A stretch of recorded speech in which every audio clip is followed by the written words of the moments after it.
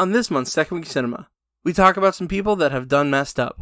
We rank the Star Wars prequels. We draw the winners for the first t-shirt giveaway for the Segway. And our review of The King of Staten Island. All coming up on the Segway podcast.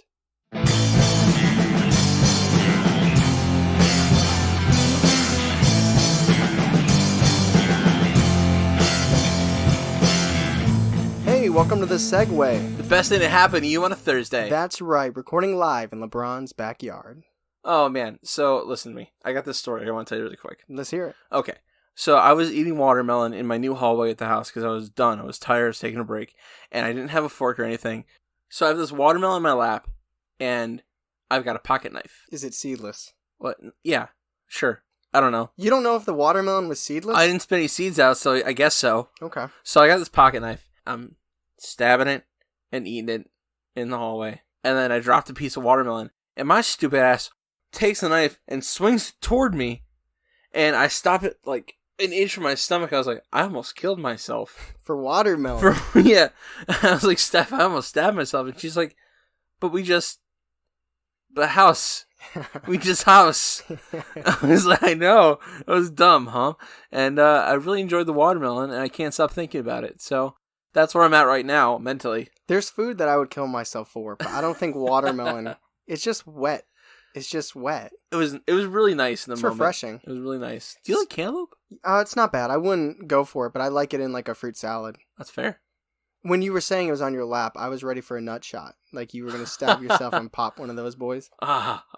I had the coolest walk around my neighborhood on Saturday, the 4th of July. Oh, yeah? So I actually was going to try and take Annie on a hike, and we went 20 feet, she just stopped. She's been doing this new thing where she just stops. I don't know, I'm not diving into that. But I drive back, I'm like, I need to move, I need to do something. So I took headphones, I actually listened to a different episode, different podcast, and I was like, I'm just going to walk around the neighborhood. I saw so many fireworks. It was literally the coolest walk ever around my neighborhood. Every 15 feet, there was somebody else blowing up fireworks. And I was on a corner street, and I was so close to the fireworks, I actually got hit with a fragment in the face. Wow. Falling, it didn't hurt, but falling from the sky is and I didn't have time to get out my phone and record it, because if you follow me on Instagram, The Mad Scientist, I posted a whole bunch of videos. Did you see them? Yeah, I did. Okay, good. I was expecting you to say no. That's cool. I hate the 4th now, because my Apollo, he fucking hates fireworks. And he does too. So I feel so bad. I can't even enjoy it anymore. So keep you guys on edge. Just a reminder, we have our t-shirt giveaway coming up this episode. So keep your fingers crossed. The video will be coming out, so you know we're not lying, we're not cheating. But that'll be coming up. So good luck to the 20 or so people that participated, and hopefully you get yourself a t-shirt. Also, don't forget, our new podcast, Believing the Bizarre, just came out on Tuesday. It's looking really good. 3 episodes have dropped on this Tuesday. Our first 3, which are the UFO chase to the Pennsylvania border, The Mandela Effect, and Slender Man as a tulpa. Yeah, they're not as long as the Segway. They're a little bit shorter, but we want to give you something you could binge a little bit. So go check that out if you really liked our paraformals at Believing the Bizarre. Have you ever messed up so bad? They're like, oh man, I done messed up. Oh yeah. Me too. Oh yeah. Let's talk about other people who have messed up that badly. Yeah, it's more fun when it's them than us. Isn't it? So I've got 2 stories. Do you want to bounce like 1, 1, 1, 1? Yeah, let's bounce. All right. Bounce. Like basketball. So another hot take. Like I said, I'm not a big fan of the 4th, but I'm also a big fan of the people that are taking down the statues of the Confederates because, fuck the South. Well, I guess not fuck the South, but, fuck the Confederates. They lost. They're rebels. Yeah, I would be more in favor of moving them to a museum than destroying them. That's fair. People work hard on them. I understand the sentiment of destroying it, but I still think they could exist as more of a reminder. Like, I don't believe that it'll be forgotten from our minds, and I'm also not saying that's our heritage, because it lasted 4 years. Like, come on, y'all. I understand the rage behind it, though. I'm done. Maybe with it being 4 years, maybe it means as much to racists as the Cavs championship run meant to me, because it was both 4 years. It is very meaningful. That's an interesting comparison. All right. So that being said, there's a statue of Frederick Douglass in Rochester, New York, I don't know if you know who Frederick. Old Freddy. Break it down for the audience. Well, he was an enslaved man who became free, and he gave a speech in Rochester, and that's why they put a statue up there. I don't know if it was like a protest to the protest or if it was a mistake, but recently someone had taken that statue down. They don't know who it was yet. No one's claimed it, but whoever has taken that statue down, I think they've done messed up. You think they're going to get caught, though? You think, is there security camera out there? No. They might have got away with it. I think they did. So Yeah. they messed up in the eyes of the Lord and their own heart. Because I mean, I don't know I don't know why they do that. Maybe if they're like a protester, like thinking like, let's take down the Southern statues, maybe they were just like confused who that was. Or if it was just like a protester protesting the protests.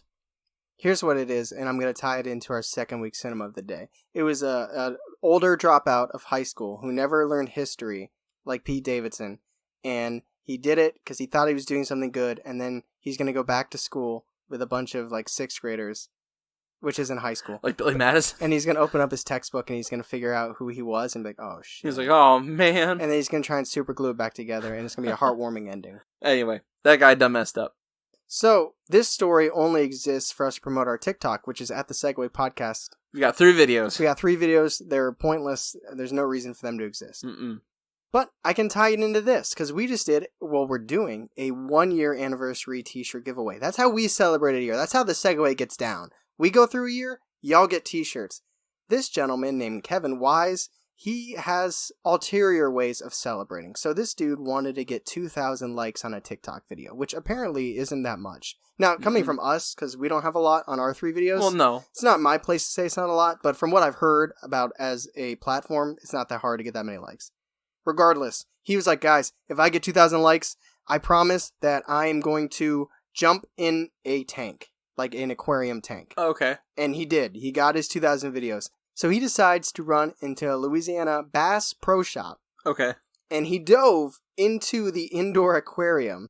And then he got out and he tried to run away in his wet clothes. Yeah. Obviously, he got caught. Yes. He got charged with damage to property. And Yes. he got a citation, so he'll appear in court. But here's kind of an underlying thing.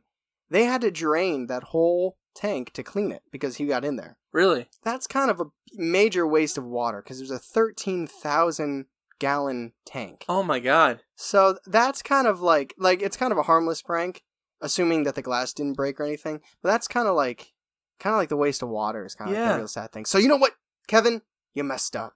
Is that the Bass Pro Shop that looks like the Louvre? Oh, I don't know. Oh, okay. I've never been there. I've never been to Louisiana. Okay. So my second one, it's shorter. I don't know have you seen the video of Costco Karen? Costco Karen. Man, if you get labeled as a Karen, that's a rough life. Well, she fucking deserves it because Costco Karen got caught throwing a tantrum in her state of Oregon at a Costco. She had a mask on her ear. She was refusing to wear it, even though it does help prevent the spread of COVID. And also, it is mandated by Costco. She refused to wear it. So then they asked her to leave the store repeatedly. She said, no, I will not. I'm an American. And she sat on the ground and pouted until security came and escorted her off the property. That is Costco Karen. There's a really difficult thing with Americans where it's put in our heads that we can do whatever we want whenever we want. We're land of the free. We have a really hard time putting a community before the self. Absolutely. And that's sad. Costco Karen has done messed up. So let me bring my final done messed up a little close to home. Okay. Here's a place that you know, and I know. The Dome. Oh, okay. The Dome in Kent. Done messed up. Now, let me be honest. I am not a fan of cancel culture. I think it's guilty until proven innocent is how things are being run right now. And I'm not like, believe women. Believe women. I 100% believe that. But I'm just saying, people are getting destroyed, not just for like the Me Too movement, but in general, like the idea of canceling somebody because of something they did 30 years ago. It's like, there's a chance that person can grow. Like, how much would we all be kind of screwed if we were held accountable? Not held accountable, but what if, like, once you did something when you were 14, like, that's it, your life's ruined. Like, I think people should have the ability to come back from that. But that being said, the Dome does not look like they're getting that chance. So they booked a band. I won't drop the band's name, just like the server from the other review. They're not going to drop the band's name. But actual friend of the Segway podcast, Skeleton Drive, shared in this music group that they had a transphobic and racist ban on their venue. And instead of either removing the ban because of the times that we're in and being understanding, or just politely declining and explaining their reasoning, they just completely started blocking people. Like, Skeleton Drive got blocked just for even bringing that issue to their attention. They have the right to do that. If they want to keep the show going, they can. But that doesn't mean that people won't revolt and there won't be an outcry. And there is just a lists and comments of local Northeast Ohio bands that are essentially saying, fuck the Dome. So whether or not you believe that they should continue having potentially racist or transphobic artists perform, or you think they should just cut them for their beliefs, either way, they're getting major backlash. I think musician from the area, Jeff Clem, said it best when he said, the Dome, more like the done. So the Dome, you done messed up. All right, we are doing rank and file again, which is we take one collective body of something or a piece of it and we rank how we would put it. Yeah. Separately. Right. But at the same time. So this month we decided to rank and file the Star Wars ... prequels. So we're not doing, maybe one day we'll do all 9 when we got some spare time. Woo! But, or there's more than 9, but we would say the original 9. The, you know what I'm talking about, the Skywalker trilogy. What is a 9 of something? Saga? That's still 3. I don't know. Anyway, we're doing the prequels today. Yes. That is what we are focusing on. So let us start at the bottom. My bottom. What I feel like I always start. You start. You start with your third. Okay, I'll start. Fine. Because you're not going to say more than I can say. This is my thing. So yeah, you're not going to be stealing. You're not going to be stealing from me here. No, honestly, the most. It's gonna be like I'm not sure I'm going to have to say it all. I like Star Wars enough to see them. Yeah, that's all you can ask. My least favorite of the prequels is number 2, Attack of the Clones. That's the first one with Hayden Christensen, right? Yeah. Yes. I think he's terrible. I think the acting is very bad. Sand in my boxers. I think the whole thing's just kind of trash, to be honest. I can't think of a scene where I'm like, oh yeah, that's really cool. But there's probably a couple, but that's just because of Ewan McGregor. Right. Yeah. I do love Ewan McGregor. So my third spot goes to The Phantom Menace. This is the first one. That's the first one, correct. Which I watched most recently on New Year's. Like when the clock struck midnight, I think it was during the pod race. Jake Lloyd's acting is just bad. And I don't want to rip on the kid because he literally was a kid. He's also in Jingle All the Way with Arnold Schwarzenegger. Yeah. But so I'm not gonna rip on him too bad, but it's just understood. It wasn't good acting. I've seen much better child acting, so I can say that. Like The Conjuring, excellent child acting. Oh yeah, that's great. Jar Jar Binks, come on. Even if you go into the whole Darth Jar Jar like theory, it's still like a very, very silly character that's a little bit offensive, made for kids. And this doesn't necessarily bother me, but I can see why it would bother a lot of people. But the Phantom Menace decided to take a little bit of the magic quality out of the Force by introducing midichlorians. Because they test Anakin's blood level, and Qui-Gon's like, his midichlorian level is off the charts. This didn't say he had diabetes, isn't that right? He's got the diabetes. He's got type 2 diabetes. So we can't train him. He's got the diabetes. Instead of a sand speeder or a bantha, he's on a horse like they do with the mustache and the. So, but there are good parts to it. There compared to the original trilogy, the lightsaber duels. Oh, it's so much better in the prequel. Like so the choreography and everything. That's amazing. The pod racing was cool. Darth Maul was a cool character. He was killed off way too soon. The pod racing's so cool. They made a game out of that. They did. Yeah. They did. But I mean, did anybody in the world think Anakin wasn't going to win? I don't think so. No. I mean, was anybody like, I bet Sebulba's going to win? And then they watched him like, pudo. So, and Qui-Gon Jinn was excellent. That was before... Taken. Yeah, it was before Taken. So, it was, what's his name? It's on the tip of my tongue. Liam Neeson. Liam Neeson. It was before he, took off. He was still known, but he hadn't quite taken off then. So it's cool to go back and watch it and kind of get him in it, because he's a good actor. I think Ewan McGregor is my favorite Star Wars actor. He was young in this film. But so there's still a lot of things I liked, but I'm a big Star Wars fan, so I enjoyed all 3 prequels, but I would definitely say Phantom Menace is my bottom. Yeah. So my number 2 spot is the Attack of the Clones. The acting from Hayden Christensen was a little stiff, and it was a very forced love. It was like a rock trying to fall in love with a tree. There was no chemistry. Oh, now you're hitting Natalie Portman, too? Yeah, they're both bad. They just had no chemistry. And I don't know if that's on George Lucas, if that's bad dialogue, if it's them acting, or all the above. Yes. I'll be honest, when I think of Attack of the Clones, I don't think about those moments where they're like, he force lifts a peach and pushes it to her, and she puts it on her fork. I don't think about that shit. I think about Jango fucking Fett. I am a huge Boba Fett fan, and I know it's a little bit when people are like, I don't get why people like Boba Fett. I totally get it. I liked him because I had this fighting Star Wars game in the 90s that was kind of like Tekken. Star Wars Master of Tietch. Gotcha. I don't know what it was called. But I always played as Boba there, and I thought he was cool. Then I watched the movies. I'm like, he is cool.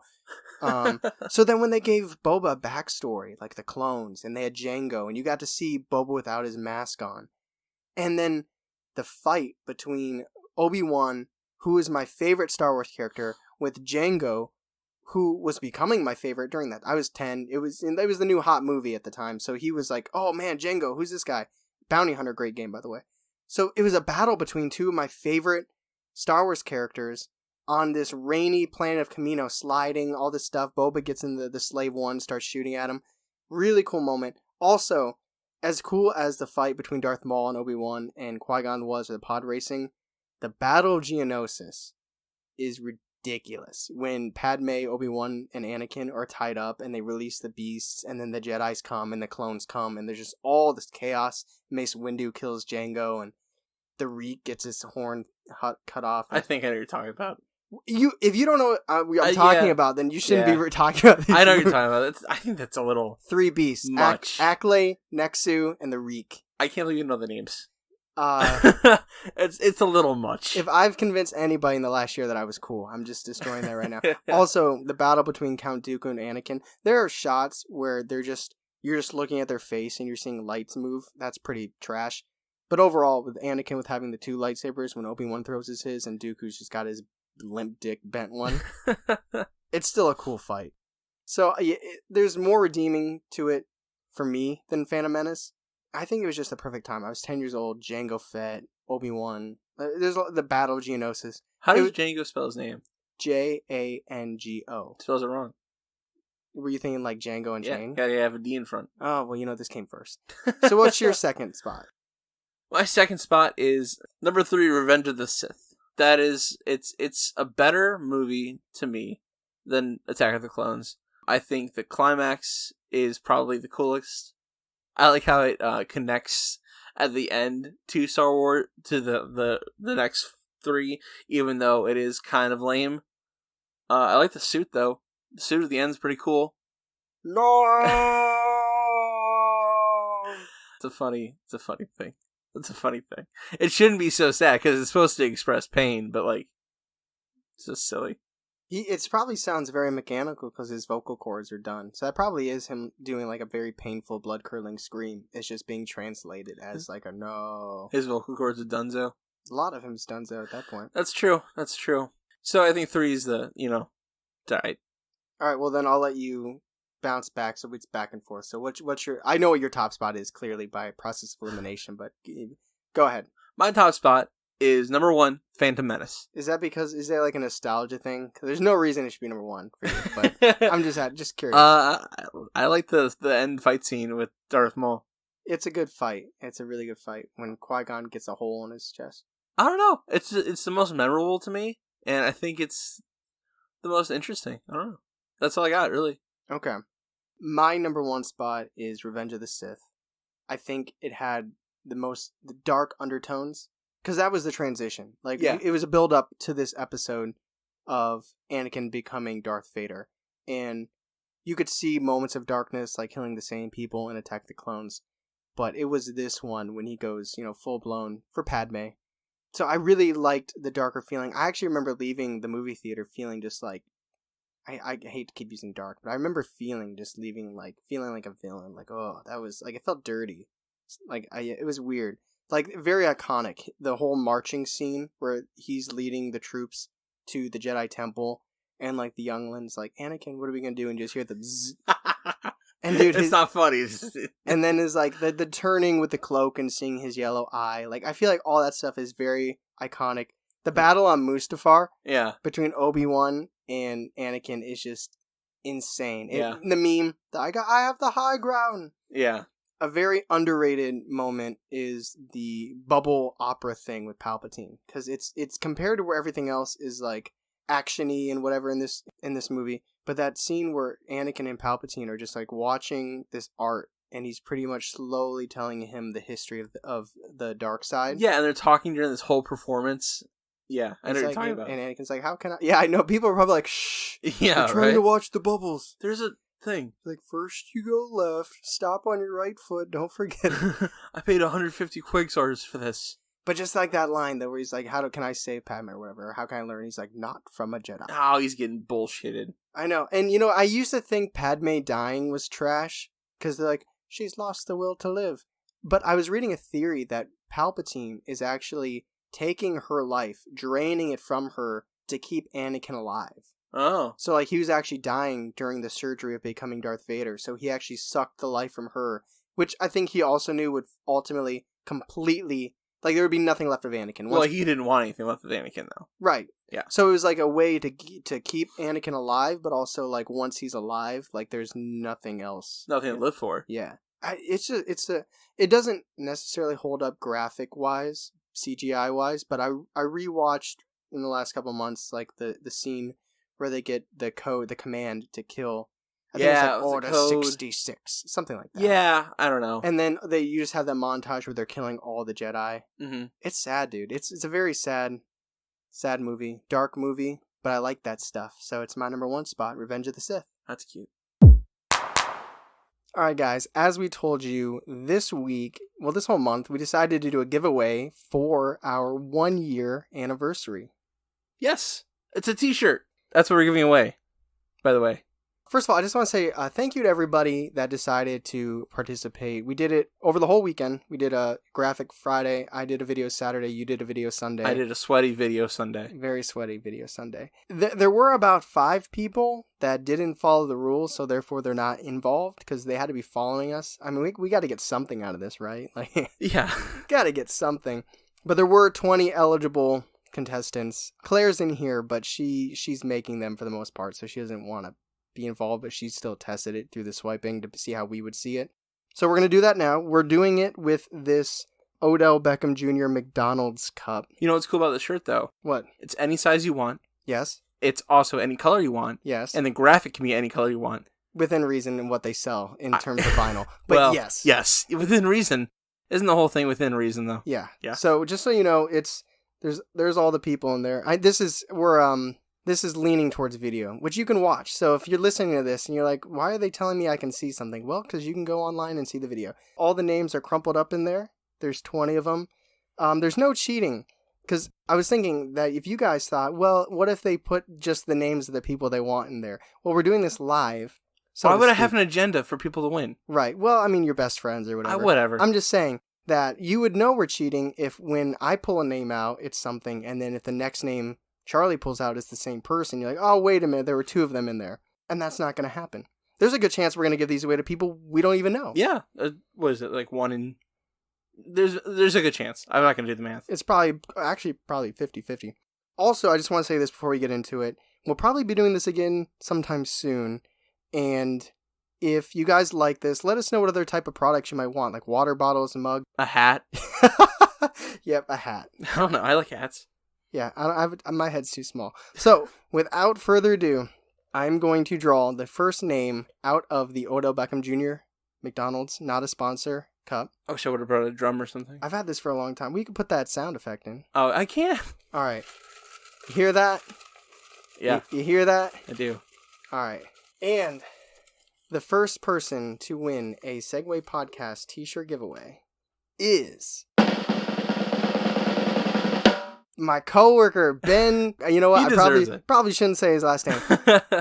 Ben at Sparhawk _ right there. Look at that. Not lying, not cheating. Ben deserves it. He interacts with us all the time. He does. I love you, Ben. Thank you for being supportive. Thank you for being interactive. You got a shirt coming your way, dude. That's awesome. All right, let me pass the mic to Charlie, so to speak. Okay, so I get to draw this next one, and I'm really excited. I just look there. I looked in there like it matters. I like when I dump them out.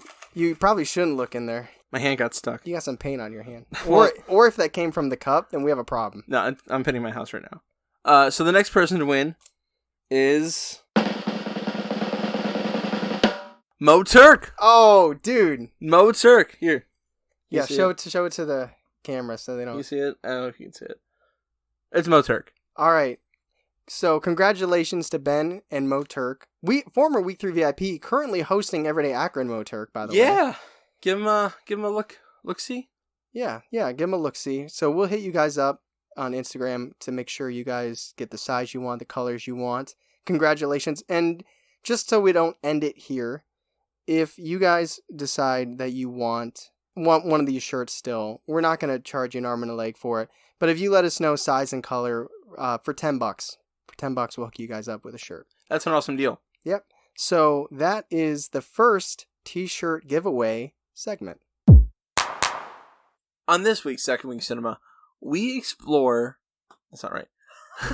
We explore Amazon Prime and pay $20 to watch Pete Davidson be Pete Davidson. Oh my god, it was $20. It was $20. It would be like going to the movies, getting popcorn and a drink and one chocolate. I know, but like, what? $20? You watched it with Matt, who does plot. Did he help out? He said plot. I said, thank you, Matt. No. Okay, he didn't. as you were watching the movie, he told you when the plot was happening, when the dialogue was happening. He's like, pacing. I was like, it's getting old. Yeah. No, me and Matt, we watched it together at like, it was like 10 something to like midnight-ish. Yep, same. Yeah. Not with Matt. With your wife. Yeah. Yeah, that's cool. So, King of Staten Island is an American comedy drama film. It's directed by Judd Apatow. Yes, Judd Apatow. I knew that. So the screenplay was written by Apatow and Pete Davidson and Dave Sears. I don't know if that's how you say his name. That's how I'm going to say it. Sure. Stars Pete Davidson, Tommy, Bill Burr. I love Bill Burr. Belle Powley, Maude Apatow, related to Judd Apatow. Sure. And Steve Buscemi, which I didn't know Steve Buscemi was in it. I didn't either. And that's real. And I'm going to say this. He's not really in it, but he's slightly in it. He's not in a lot of it. Kevin Corrigan. He's Uncle Eddie in Grounded for Life. Yeah. He's the owner of the restaurant. I like him. I like him a lot from Grounded for Life. He's very minimal in here. Like, don't go in here expecting to see a lot of him, but I like that actor a lot. Also, the one friend, Igor, is the kid from Hannah Montana. That's what Claire said. Yeah. So, basically, a mid-20s pothead who dreams of being a tattoo artist, whose father passed away from being a fireman, has to get his life together when his mom starts dating a new man who happens to be a firefighter. A mustache? He's just a human mustache. So we are going to use the PAC scale, PPACD, plot, pacing, acting, cinematography, and dialogue to rate The King of Staten Island. Plot. I think this was the weakest element of this movie. I think the plot, it wasn't, here's the thing, it wasn't like driving at anything. I thought it progressed, and like it was obviously not the forefront of this movie. Do you? Do you agree with what I'm saying? I think that it's being hindered by the non-fiction elements of it. If you've ever tried to write a fiction story that is so based on non-fiction, it's limiting a little bit. Now, it's been done before, but it's very limiting in terms of creativity. And I feel like this is so heavily based on Pete Davidson's own life that it stopped the film from being greater than what it was. Like, if you didn't know, Pete Davidson's dad was a firefighter that actually passed away in 9/11. He's got a stand-up bit about it. He's pretty numb to it at this point, I think. But he wrote this... Well, actually, maybe not, judging from the movie.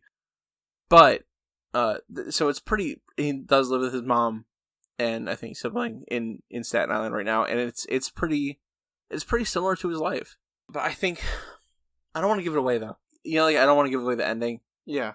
The ending of the movie doesn't wrap up. I don't want to say like how I want to, like a child, but like it's the ending isn't as satisfying as I was hoping it would be. Yeah, I was caught off guard. I actually, like 3 minutes before the movie ended, I said, I wonder where this is going, and I wonder when it's going to end. When they were on the trolley thing or whatever that was. It's a ferry. whatever. At that point in time is when I asked myself that. And I didn't really have a problem with it if it kept going. I think the start of this movie was the strongest part. I think it fizzles about the third act. Yeah, it didn't really feel like a cohesive plot. It had like the relationship with his mom and his sister. It had the college thing. It had Ray, played by Bill Burr. It had Ray's kids. It had the tattoo aspirations. It had the fireman. It had his gang of friends. So there was a lot of threads. A lot of threads, and they don't necessarily weave together really well. The ending, it's not like a silver platter ending. It's a little ambiguous into how you read the situation to go. It's extremely ambiguous. I read it as without giving too much away. I kind of read it as like he's learning. He has to get things together. And it's like taking like he's always looking for people to help him. Yeah, and he learns kind of needing to do things on his own. So it kind of ends with that. Hey, you got some free time. What are you gonna do? And he just kind of looks around, and it's kind of like that. Okay. Are you going to do something on your own? Are you going to figure it out? And that's kind of how I took it. I was hoping for a little more, personally. Maybe that's missing the point. But I was hoping for a little more tying up. I think that, like, I was too. Don't get me wrong. Okay. I left, I had to think on it. I came to that after thinking on it. My initial reaction was, it was a very anticlimactic. But I think that describes the whole movie. The whole movie, it wasn't building into a climactic finish. You're right. And they didn't give you one, and it kind of fit. I like how they weren't afraid. His character's name is Scott, which is interesting because that was his father's name. Oh, was it? Yeah. That's interesting. So I like how they weren't afraid to make him look like an asshole. The father. No, Pete Davidson. Him. Oh, yeah. Pete Davidson, as a writer of the film, wasn't afraid to make Pete Davidson look like an asshole. Oh, no. He was very vulnerable in a very genuine way. Like, you see him, he needs shelter. He needs somewhere to stay. And he literally has sex with an ex-girlfriend just for shelter. And it doesn't hit him until she mentions it that might be a selfish thing to do. Yeah. But this movie does a really, really good job shedding light on dealing with traumatic family events and the mental health aspect that goes along with it. And it does it in ways that are humorous and then very quickly ties it to serious. There are cringy moments, but then there's really funny moments where you can see, like you were saying, he seems very numb to it. Yeah. Which I guess kind of dips into acting a little bit. But I really like that this movie, for somebody who lost a father in a tragedy, this probably hits differently for them. Same way, I think somebody who lives in New York or Staten Island, there's probably whole levels to this movie that we just can't comprehend. Absolutely. I do want to mention this really quick. I think I don't know how else to put this, so I'm going to put it here. There are points of this movie that I think are unrealistic to how it would be. Like, there's a robbery at one point, and one of his friends is injured. Well, he's shot. And I thought he was dead. It looked like he was shot in the chest at first, but then it turned out to be his shoulder. Yeah. I know. I know what happened, but it didn't feel realistic. That he got shot? There were almost no consequences, because if you're going to use a gun like that, make it meaningful. You mean, you think that the movie should have killed him off? Yeah, I do. I think if you're going to do that, go all the way with it. Yeah, I agree, because it served the purpose in showing him break away from that lifestyle. Yeah. But at the same time, it wasn't quite a severe consequence because it had to lead to the callback between the guy and his catfish. Yeah. That was like kind of the purpose of that whole thing. Yeah. And it initiated, like, well, he should have somewhere to stay, and then you find out he doesn't. I like the inevitable bonding with the firemen, too. Like, you know what's going to happen. This guy's skeptical of firemen, doesn't have anywhere to stay. So he starts bonding with all these firemen that he was talking smack to beforehand. Those are some of the more See, I think that there's a lot more comedy in the first half of the movie, but there's a lot more genuine scenes in the last half, especially with the firemen, and I like those. I feel like that was more so the heart of the film. I liked it, but it also felt a little, for me, it felt a little of a put-on. Yeah. I still liked it. I still enjoyed it. Just some of it felt a little phony. That is fair. So what did you rank the plot? I gave it a 3. I gave it a 3 as well. It's good. It's entertaining, but it's definitely not the highlight of the film. So that puts us at 6 out of 10. Pacing. So I already mentioned this, but I'll just say it again because it fits more here. It was like 3 minutes before the end of the movie where I was like, I don't know when this is going to end. I have no idea where we're going. Is this being wrapped up? Is it not being wrapped up? I don't know what's going on, but I'm along for the ride. And when it ended, I was actually kind of shocked. I had the same thought, like 15 minutes out. I'm like, when the fuck's this movie over? I was kind of shocked when it ended, honestly. I was too. I remember I was like, that's it? I said that out loud.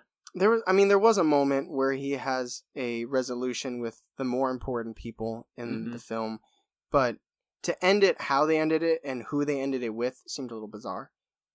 Maybe it was a person. Nah, I wouldn't say. I agree. I don't know. Either way, this movie is over 2 hours, but I never found myself focusing on time. No, I didn't either. If it would have went another half hour, I probably would have been fine with it. And I would have been okay with that too. We talked about this before we started recording. It's very slice of life, or as you said, mumblecore. Yeah. And I eat that stuff up. Oh, I don't need exact plot points, and I get we just kind of knocked plot for that, but that's just being critical. I enjoyed this, personally I would rate it probably higher than what I did. It's just I'm trying to be critical. Right. I really enjoyed the movie, but the whole 2 hours I never found myself pausing it, seeing what time we're at, checking my watch. No. And I was shocked by the ending. So do I think it probably could have been an hour and 45 minutes or less? Yeah, there's probably stuff they could have cut out, slice it up a little bit, but honestly I thought, and I never found the pacing to be bad. It was fast during the funny parts, like quick montages when he's at a college party, but then when he's having a drawn out scene with Steve Buscemi's character and it's genuine, and you're finding out about his father, that probably took 5 or 10 minutes. It was developed really nicely. Yeah.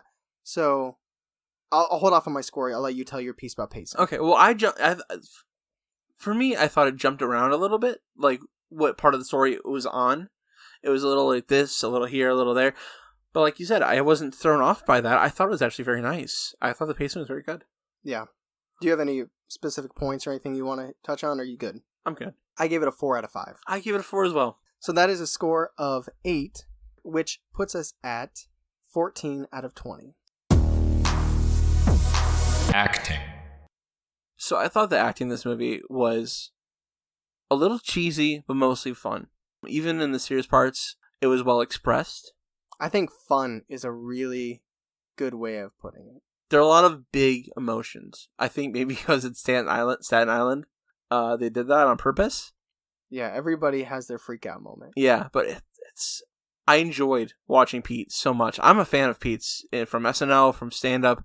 I like Pete Davidson a lot, which I know that's not shared. Yeah, I mean, I thought he did a good job in the movie. I've only seen a little bit of his stand-up, but I like him a lot.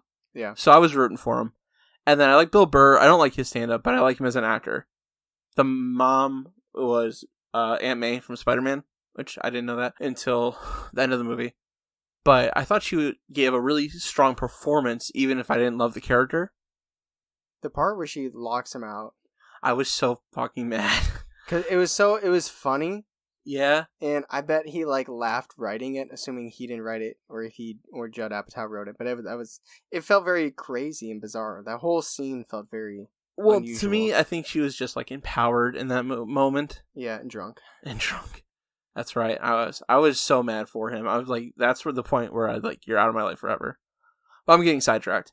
I thought the acting, even Judd Apatow's daughter, was pretty good. She perfectly conveyed, I am a college student. Yes. There was nothing fake about it. It's if you just pull a college student out of the crowd, that, she did it perfectly. But also, she did a really good job, because there's a way that you could do it. She wasn't playing the victim, but she perfectly displayed, I'm trying to be excited about college, but I'm worried that you were going to ruin your life.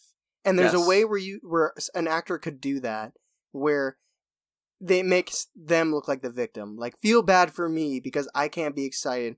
But she genuinely got across, I'm worried about you. I'm worried about mom. I'm worried about leaving. I want to be excited about college, but I can't help feeling like something bad is happening because I'm leaving. And playing that without being like a victim, I thought she did an excellent job. I thought she was very strong at that. It's a weird emotion to express, but she did it very well. Yeah, very well. And lastly, I thought that baseball scene, how it got very serious, and then it breaks, laughs. The scene with serious, and then something happens in the baseball game, and the tension isn't relieved, but for him it is. Yeah, actually I really like that moment too, because he's wearing a shirt. He's basically calling them out, saying that firefighters shouldn't have families, right? And Like one of the guys is like, you should act more like your shirt and smile. And Pete Davidson is just like pissed, and then he looks down at his shirt. He's like, that's pretty funny. That's pretty good. Yeah.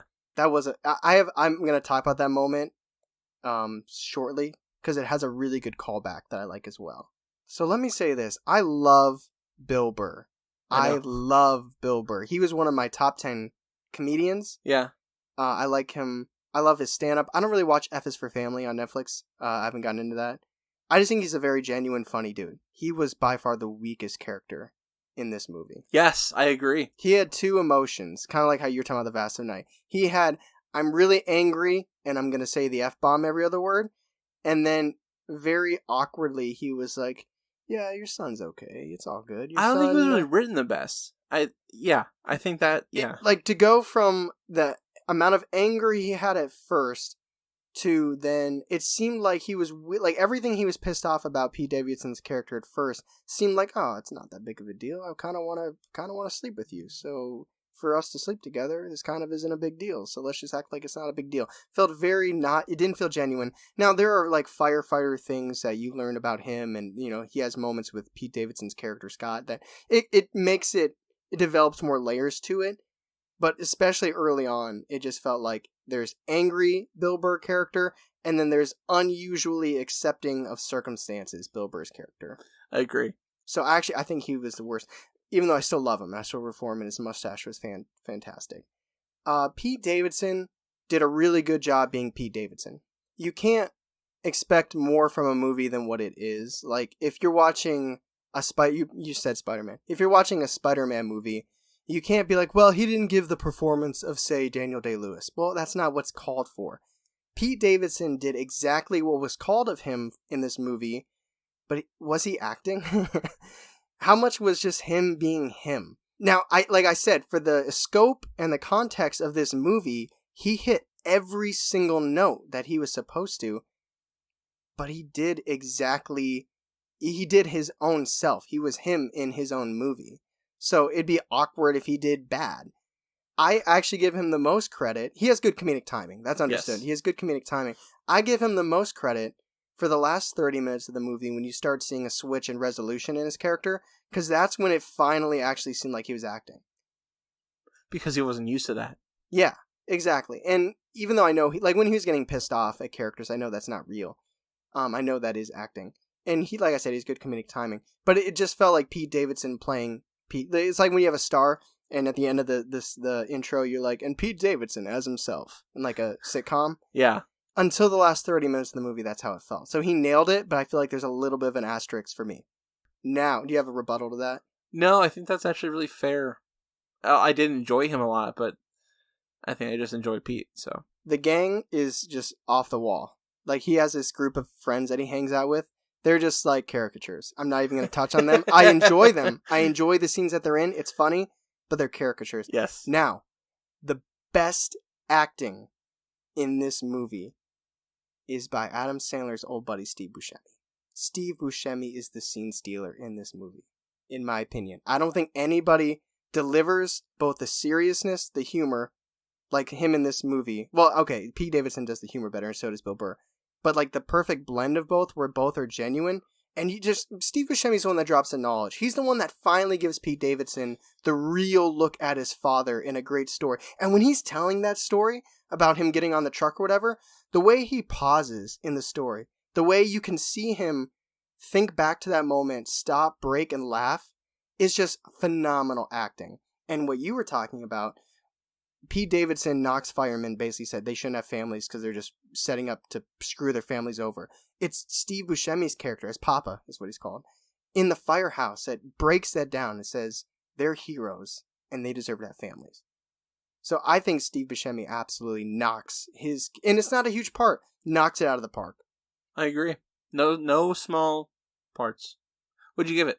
I gotta ask you this though. For a second, did you think that was DJ Khaled that got stabbed or shot? No, I didn't think it was DJ Khaled, but I knew it was somebody sort of famous.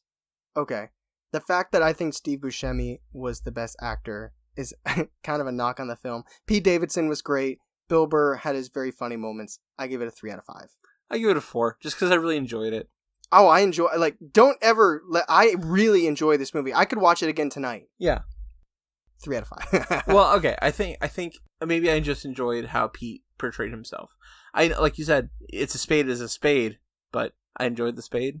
I don't know. What do you think was the hardest part for him to act? Like, where do you think he reached the deepest out of, like, if you were in a movie that was like a guy that's buying a house and is getting his English master's degree, you know what I mean? It's kind of like, well, hey, this was built for me. You know what I mean? It's kind of like, where was he out of his comfort zone? I think the hardest part, just because of how emotional he had to be, there's a scene where he's in the room with his sister and he talks about maybe he's going to kill himself.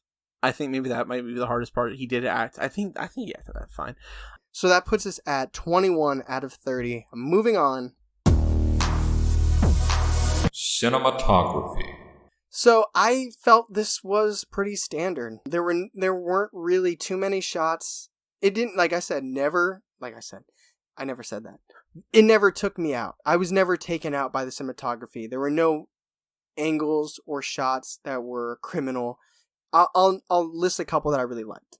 Okay. There's a montage where he's walking Ray's character, who's Bill Burr, his kids, and he's holding their hand. That's and there's a montage where his son, Harold, is telling him about the superhero, which makes a comeback later, kind of is part of his growth. That's a really cool shot, the montage. I like how nobody trusts him to be with the kids, too. That's so funny. The teacher's just like, you know him? You can tell me. You can tell me if you don't know him. Yeah. I like the scene where it's like a detached, faraway shot where Scott, P. Davidson's character, and his mom hug each other. It's like, it's far away.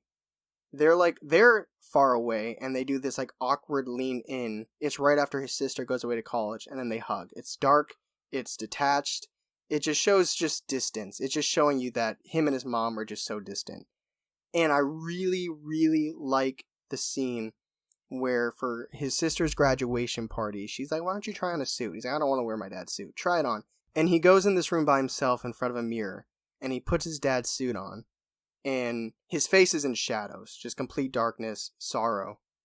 And he's looking at this mirror, and he's rehearsing it like he's speaking about his sister, where he's saying, I miss you. But he's talking about his dad. That's a beautiful shot. So those are 3 moments where I think the shots really heighten what was happening. I really like the party scene in the college, how fast those cuts were. Like chaos? Yes, it was very cool. And then it showed that long walk after, just like a contrast. I also, at the very end, there's a shot where it's like used almost up his butt, but like you see from behind him, he's looking up into the skyline of Manhattan. I'm like, that's an awesome shot. Those are 2 of my favorite shots. Anything else? Nope. I give it a 3 out of 5. I give it a 3 as well. All right, so that is a combined score of 6, which puts us at 27 out of 40. Okay. By the way, his tattoos are hilarious. Yes. Absolutely hilarious. Yes, they are. So bad. And some of them are really good, but man, the bad ones, it's funny. Dialogue. I think this element is some of the best parts of this movie. Like we said, it's not plot driven. It's not shot driven. It is dialogue driven. It is mumblecore. It is slice of life. Thinking back, I can't think of any lines right now. But that's the part that made me the happiest. The dialogue between the interactions between the characters is what made me the happiest. Apart for this movie. That's where the humor was. That's where the emotion was. That's where everything was for me. So I really enjoy the dialogue. Yeah, I would definitely say that it's like, all right, just grab a camera, follow Pete Davidson around, and see what's going to happen, and you're going to laugh. Because he is a genuinely funny guy. Whether or not you like his humor, that's one thing. But he's witty, he has good comedic timing, he is not afraid to be an asshole, and be very self-deprecating. So I would definitely agree that the action and the film is pushed by the dialogue. It's very character-driven. Obviously, there are fights, there are physical tussles. There's a couple of them. But even the one I'm thinking about is followed by amazing lines. Yes. I actually do have a couple lines that I wrote down. Good. I'm glad you did, because I feel bad that I didn't do it, but I was just so engrossed I didn't do it. So there's a character that they talk about not caring about their kids. I won't give it away. Okay. And they're like, yeah, they only want to see him on Sunday and Wednesdays. And then they're like, what? Does he think his kids are the NFL package? I like that. One of his gang gets called Fat Kanye. which Yeah. is really funny. Yeah. And then this one, I actually had to pause the movie because I was laughing so hard. A member of his group that's really short. Yeah. And there's this kid that shows up at their window. He's hanging out with his buddies, and this dude tries to buy some drugs. I don't remember what it was. Some pills. I don't remember what it was. Xanax. Sure. And he starts making fun of the short guy. And he's like, this dude... And so you got all these voices talking at the same time. And he's like, he doesn't even look like he can ride a roller coaster. And then one of the dudes stands up off the couch. He's like, he rides roller coasters all the time. And I just started busting of laugh. I think that's my favorite one. He rides roller coasters all the time. And I mean, Pete Davidson has a ton of great lines in this one. These are just the few The sister has amazing lines too. The mom has some pretty good ones. Bill Burr has some good ones too. Yeah. Oh, Bill Burr. Yeah, Bill Burr's great. I think they all have really good lines. Except in this film. He worked with what he had. So yeah, I would definitely agree. Dialogue was excellent. It definitely pushed the movie along. If you don't like the dialogue, you will not like this movie. Absolutely. That's you just summarized it. I give it a 5 out of 5. Dialogue was a 5 out of 5 for me too. That is a score of 10 out of 10, which puts this movie, The King of Staten Island, at 37 out of 50, which puts it at Michael Jordan. That sounds about right. Which is the second highest of our rating scale. Michael Jordan, get it? Because it's second best. Because LeBron is first. Not that we call our first one LeBron. Because if you're listening to The Rail, you would know it was caviar and dry wine. Yeah, because that's the things we like. Yeah. Yeah. I like the dry wine. I like caviar. So that is our review of The King of Staten Island. Good movie. Yeah, it was a very enjoyable movie. Strong movie. Critical, which is our job, but it was very enjoyable. I enjoyed it more than I expected to. I thought it was going to be a dumb comedy, to be honest. I told Tyler about it. I was like, let's watch this movie. He's like, because it came out last month. Yeah, we're kind of fishing for movies here that are relevant. But this is probably one of the newest movies we could review. I told him I wanted to see it, and he was like, well, I don't know. Maybe we'll find something else. I was like, but this one's good. Yeah, but then last night you were the one texting me that's like, are we still watching this? It's $20. Yeah, I know. It was worth it, though. We have it for the next 24 hours. Oh, shit. Okay. I thought it was 30 days. No, it's 48 hours, I think. I'm going to watch it again tonight, out of spite. Yeah, just to get my money's worth. Yeah. Then it's like getting it for $10. So, just a reminder, very, very quickly, if you haven't checked it out, if you like our paraformals, Believing the Bizarre is out now. Some sick music from Alex. Oh yeah, Ghost Type Alex did the music. Lindsay Joe Scott did the graphic design. So we're getting a lot of help, a lot of collaboration from other Northeast Ohio artists, which is awesome. It looks sick. It sounds sick. Check it out. It's a good time. Yeah, short little clips. You can fit all three almost in the length of one very long Segway podcast. But you can binge it. So that is Believing the Bizarre. That'll probably be the last time for a long time that we shout it out. Yeah. Because they are two separate entities. But we want to help, get it started. And if you guys are missing the paraformals, well, we want to lead you in that direction. So thank you guys so much for listening. I am Charlie. I am Tyler. And as always, this is the Segway. The best thing that happened to you on a Thursday.